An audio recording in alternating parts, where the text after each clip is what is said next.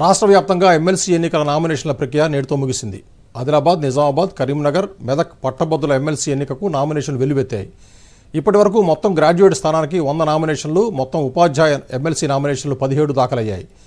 ఈ ఎన్నికల్లో దాఖలైన నామినేషన్లను రేపు పరిశీలించనున్నారు. నామినేషన్లు ఉపసంహరించుకునే గడువు 13వ తేదీతో ముగియనుంది. ఎమ్మెల్సీ ఎన్నికకు ఫిబ్రవరి 27వ తేదీన పోలింగ్ నిర్వహించనున్నారు. మార్చి 3వ తేదీన ఎన్నికల ఫలితాలు వెల్లడిస్తారు. ఎమ్మెల్సీ ఎన్నికల ప్రక్రియను మార్చి 8వ తేదీలోగా పూర్తి చేస్తారు.